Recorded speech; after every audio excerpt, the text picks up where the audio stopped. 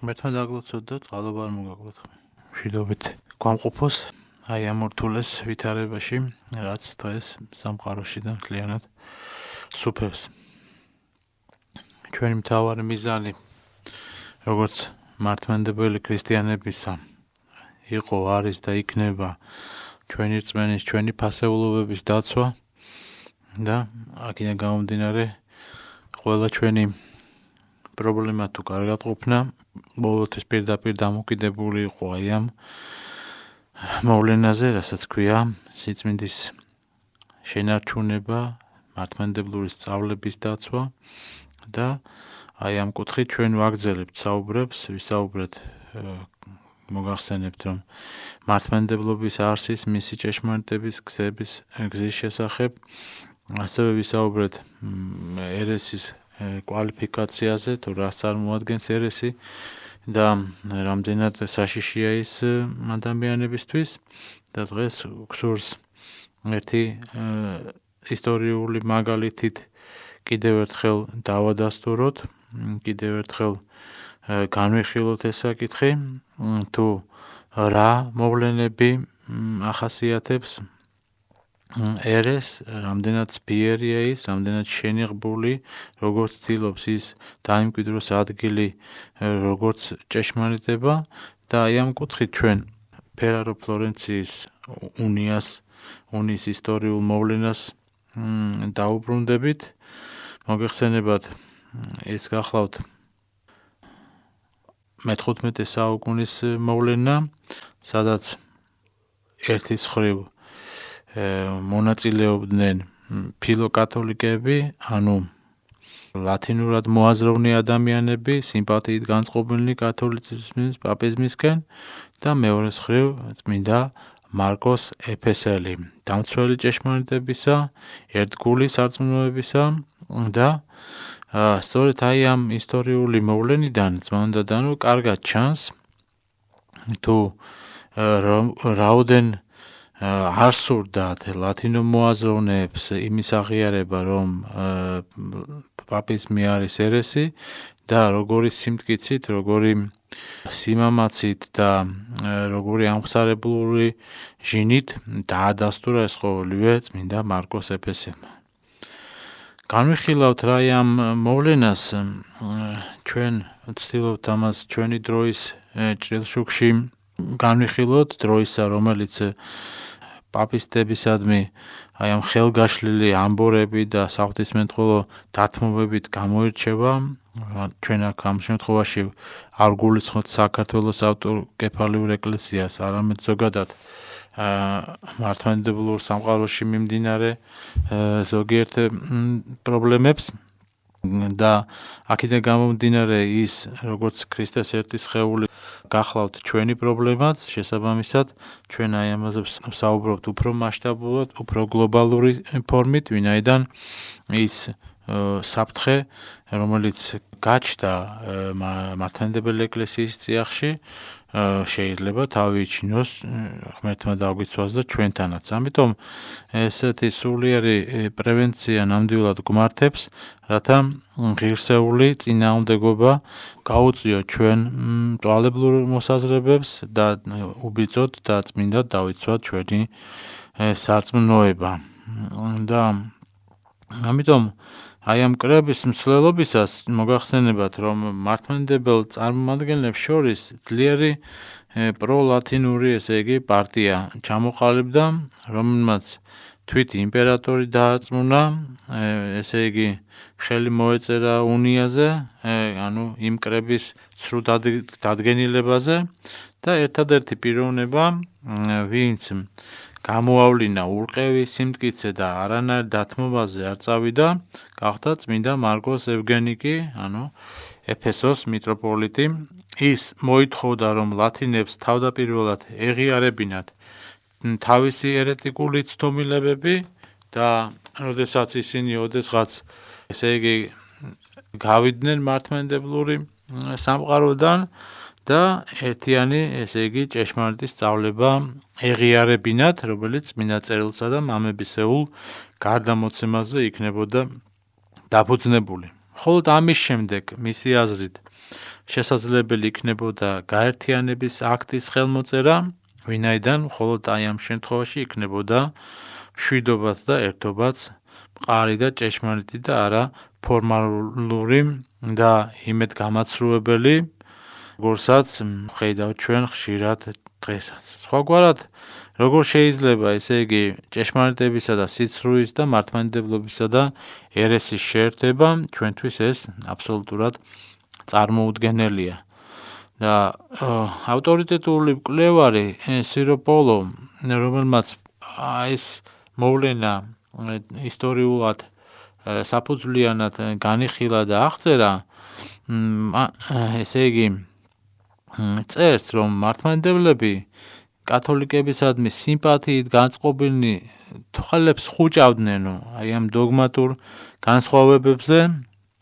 ყოველივეს ქვაკუთხედად მშვიდობასა და თანხმობას მიიჩნევდნენო. ეს იმ ლათინო მოაზროვნეებზეა საუბარი, რომლებიც იქ მონაწილეობდნენ კრებაზე,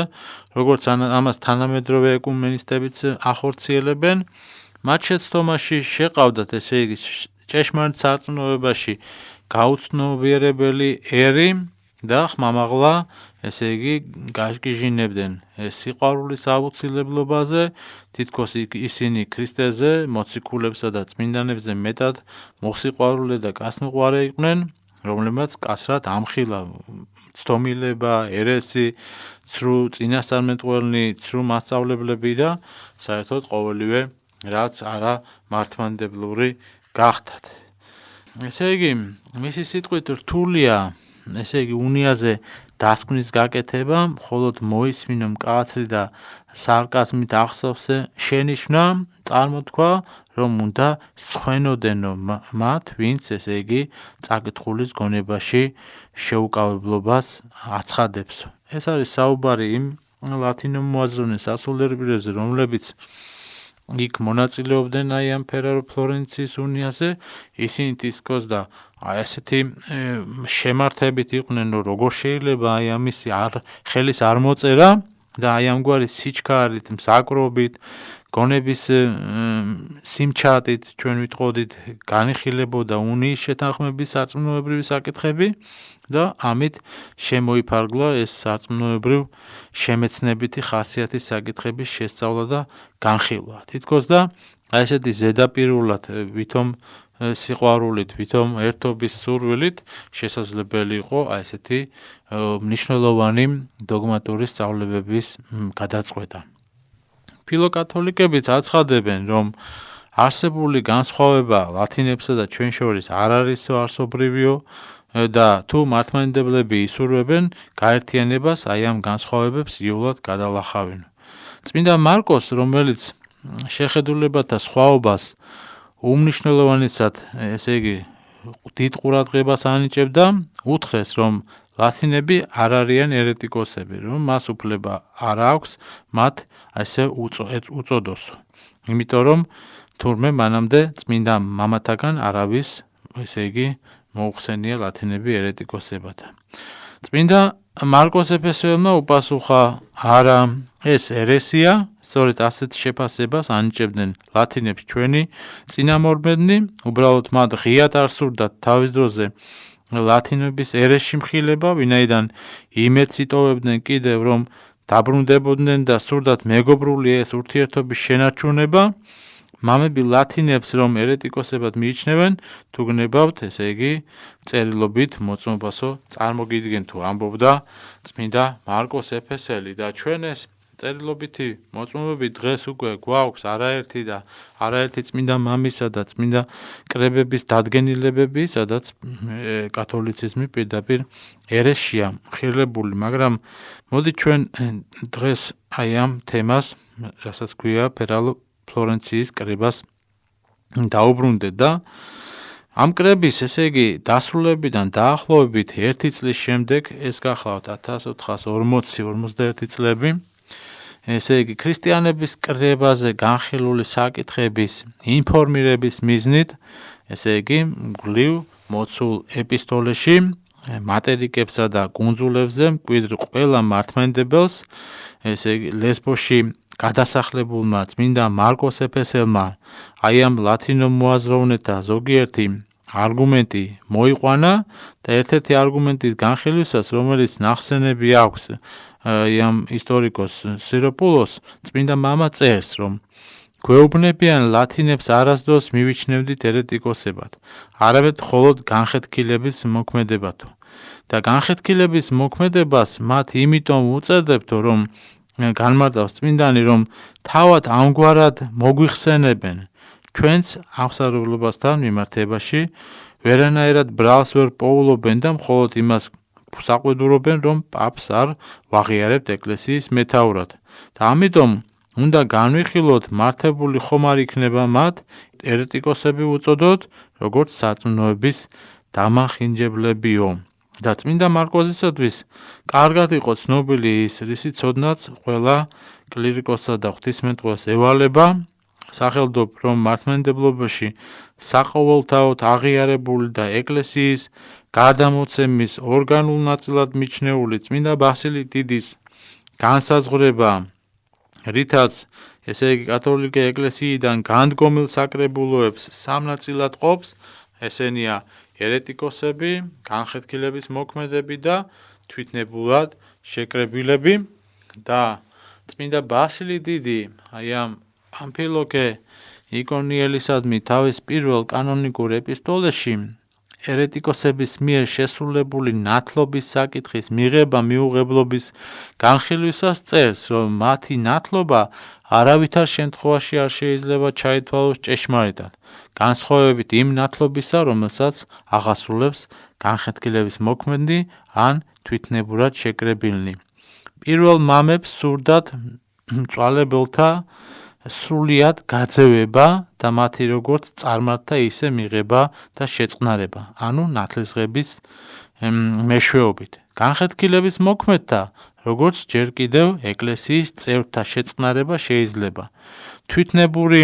თავშეყრის მომწყობთა ჯეროვანი სინანულის გამოსწორებისა და მობრუნების შემდეგ შეიძლება მათი ისევ შეერთება ეკლესიასთან.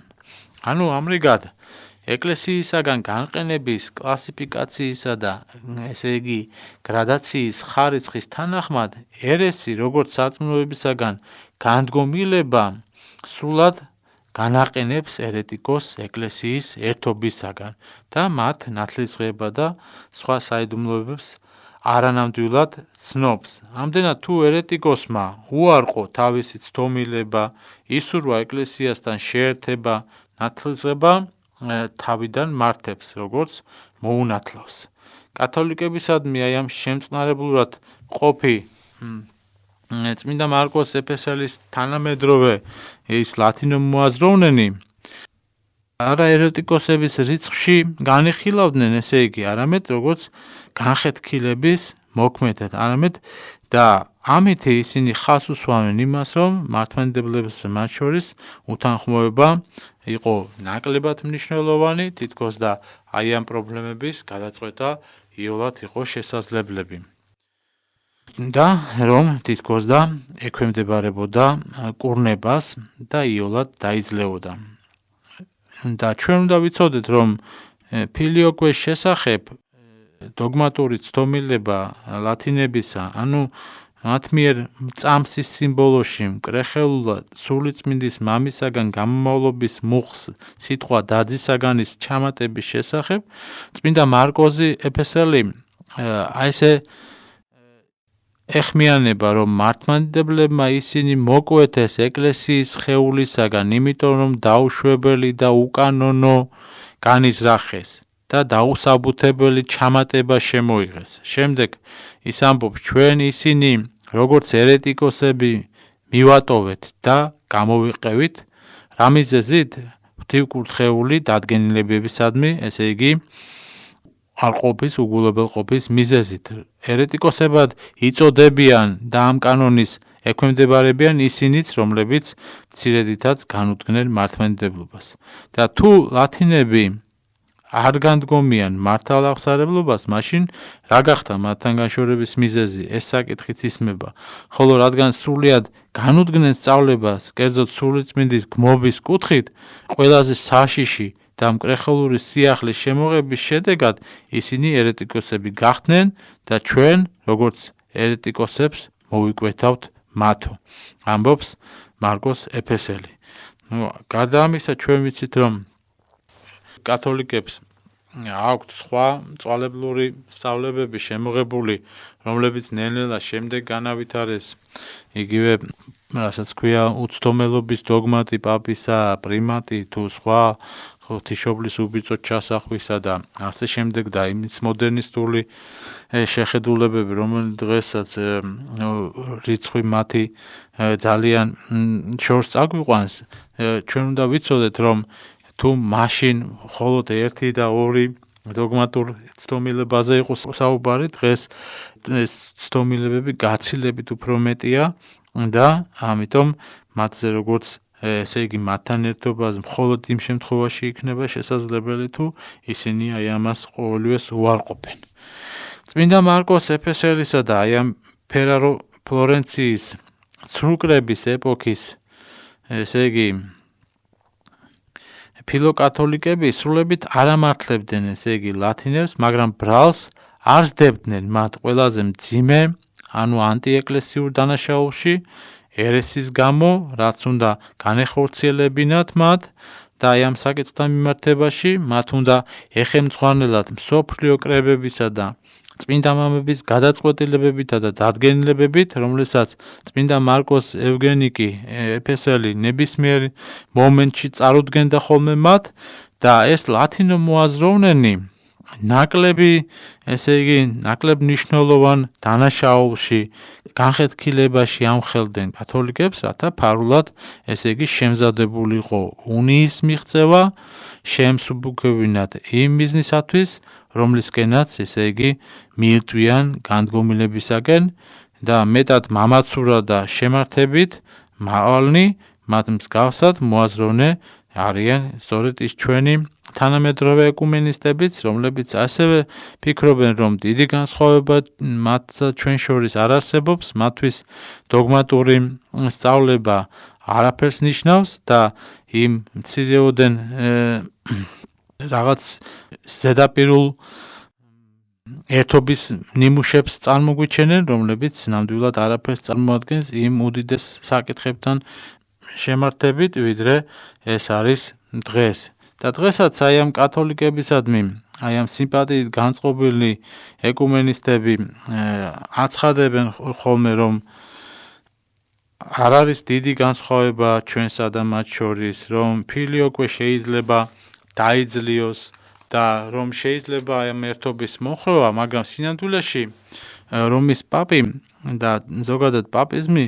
არაფრით გზით არ ცდილობს თავისი მთავარი საკითხების, რასაც ქვია პრიმატის და უცდომელობის დოგმატის უარყოფას, რითაც ფაქტობრივად იმორჩილებს ყველას და ყველაფერს თვით მსოფლიო კრებებსაც კი თავისი შეხედულების ქვეშ. და მრავალი მათგანი ეს ერეტიკული პრაქტიკის ჩვევების მქონე ადამიანები ხშირად ამახინჯებენ ჩვენ სწავლებას, ტექსტებში შეაქვთ რაღაც ცდომილებები, რათა უთანხმოება ჩამოყალიბდეს, რომ თითქოს და არსებობდა სხვა შეხედულებები სხვადასხვა დროს, რომ წმინდა მამების ღვთისმეტყველებაში იყო განსხვავებული ხედვები. ეს არის აბსოლუტური ტყუილი. ჩვენ ამას ვერასგზით ვერ დავეთანხმებით, ამის შესახებაც არაერთგზის გვისაუბრია ჩვენ და დღეს კიდევ ერთხელ დავადასტურებთ იმ უდიდეს მნიშვნელოვან საკითხს, რასაც ქვია მართლმადიდებლური სწავლება და როდესაც საკითხი პაპისტებს ეხება, ვინ არიან ისინი სინამდვილეში ერეტიკოსები თუ სქიზმატები, ყველა მაღალი საეკლესიო ტრიბუნიდან ჩვენ გვესმის უფრო სწორად ეს ეხება არა საქართველოს ეკლესიას, არამედ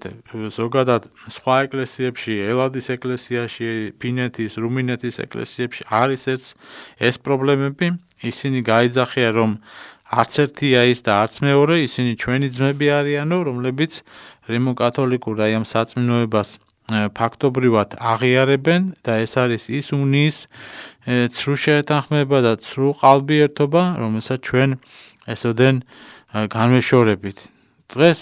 მათ რიგებში, რასაც ქვია ეკუმენიზმი, მიღებულია აზრი, რომ არსებობს მრავალი ქრისტიანული სარწმუნოება,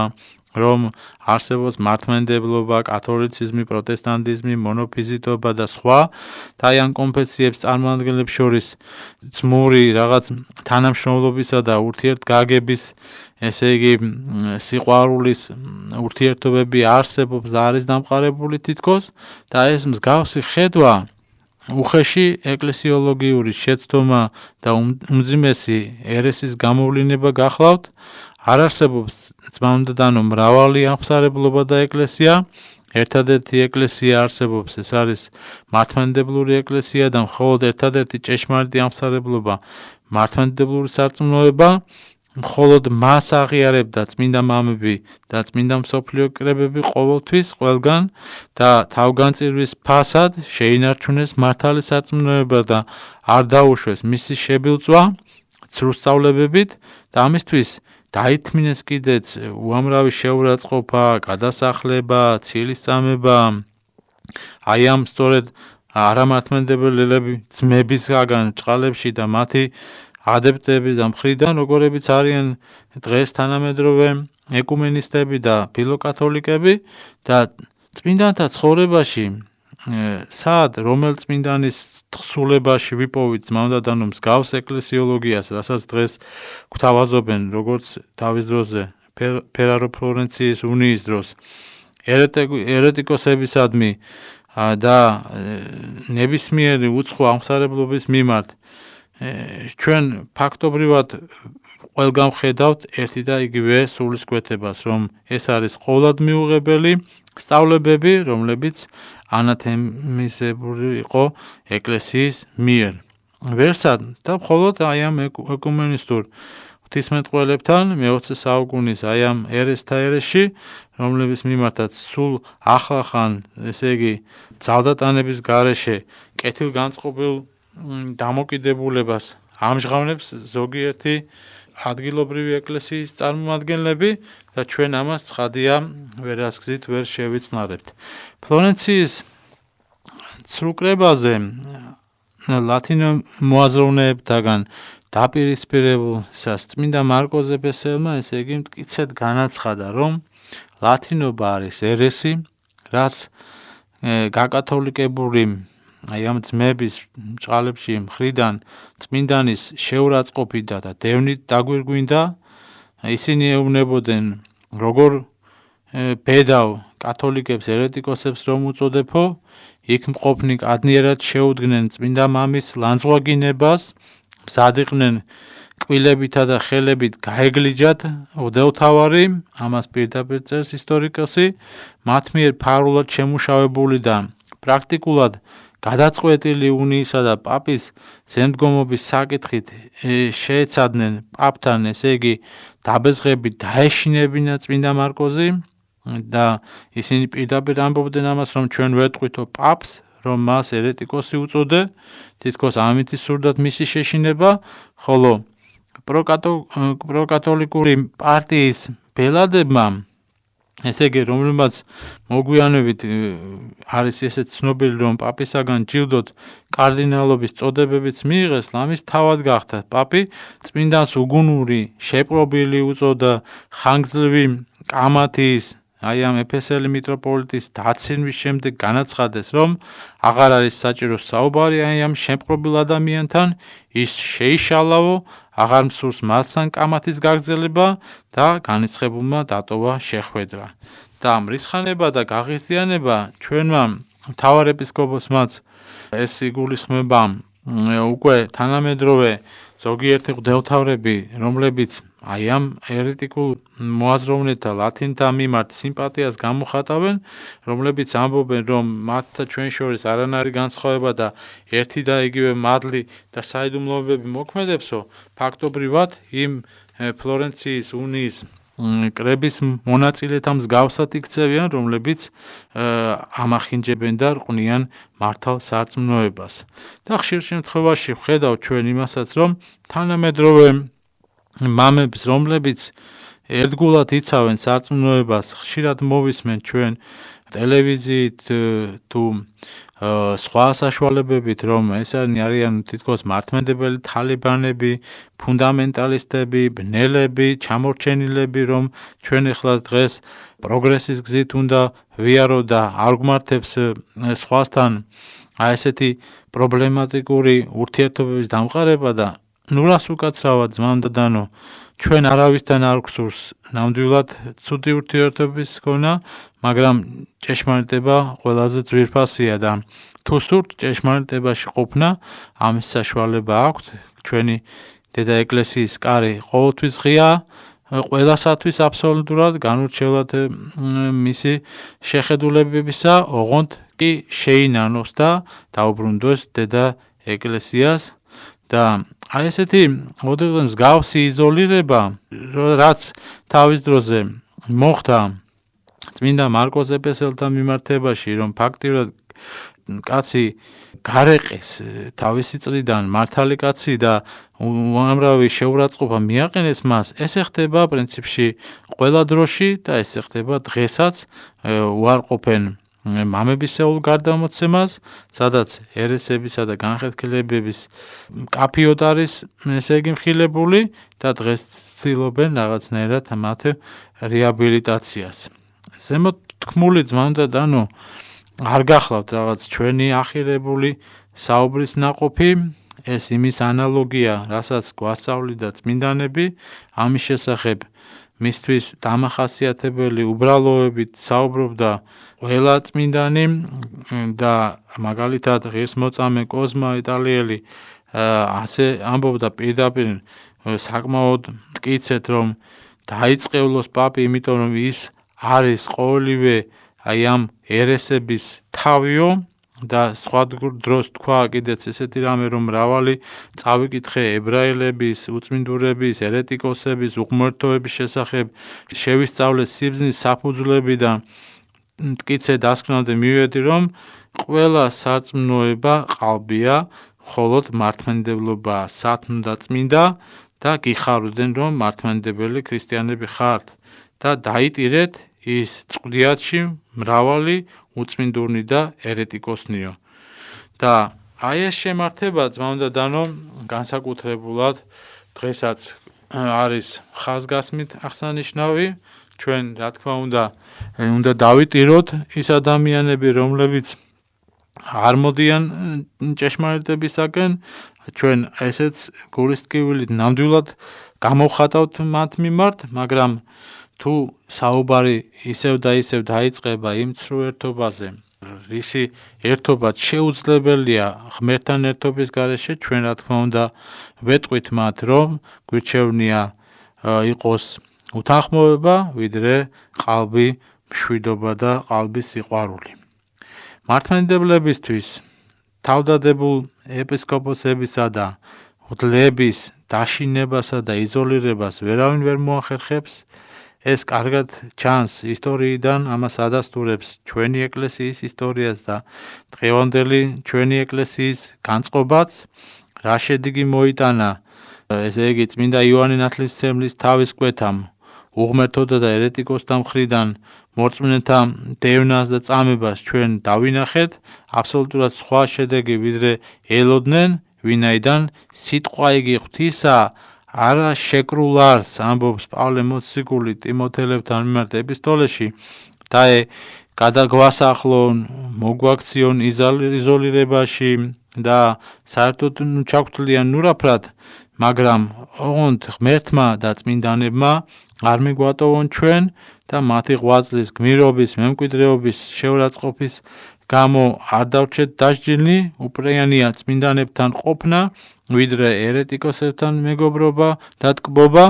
რასაც აკეთებენ ეგუმენისტურ საბჭოებზე და წმინდა მარკოზი დარწმუნებული იყო, რომ რაც არ უნდა მეტად განეშორებოდა, ესე იგი სხვა აი ამ ლათინო მოაზროვნეებს მით უფრო ის მიუახლოვდებოდა ღმერთს და წმინდანებს და ესეთივე შემართება გმართებს ჩვენ და საბოლოო აკორდი ყოველივე ამისი იყო რომ წმინდა მარკოზმა არ მოაწერა აი ამ საშინელ ხელშეკრულებას უნიას ხელი და როდესაც რომის პაპმა იხილა ეს ხელშეკრულება და ვერ იხილა იქ მარკოს ეფესელის ხელმოწერა, მაშინ მან ღიად განაცხადა, რომ ამჯერადად ჩვენ ვერაფერს მივახციეთო. ასე რომ დღესაც ვეტყვით ჩვენ ლათინებს, ეკუმენისტებს, ყველას შეიძლება მოაწეროს ზოგიერთმა სასულიერო პირმა, მღვდელმთავარმა ხელი რაღაც საშინელ შეუთანხმებელ სწავლებას, არამართმენდებულ სწავლებას და εν უკნას ღმერთმა რომ ეს მოხდეს საქართველოს ეკლესიის წიაღში და მაგრამ უნდა ვიცოდეთ რომ მთლიანობაში ეკლესია არის უცდომელი სწავლების მატარებელი, მისი თუნდაც ერთი წევრის მართალი სიტყვა არის უკვე ეკლესიის პოზიცია და სისავსე სწორედ იქ გამოვლინდება, ამიტომ ჩვენ არ გვაშინებს არც სიმრავლე, არც გავლენები, არც აი ამ ქვეყნიური სიამტკბილობა გსურს, თუ არ იქნება ჭეშმარიტებაში ყოფნა. ღმერთმა დაგვლოცოს წყალობა, მადლი არ მოგვაკლოს და აი ამ ურთულეს დროში მოგცეს ძალა, უნარი და ნიჭი და მადლი, რომ დავიცვათ ჩვენი მართალი სარწმუნოება. ამინ. ღმერთმა დაგვლოცოს და წყალობა არ მოგვაკლოს.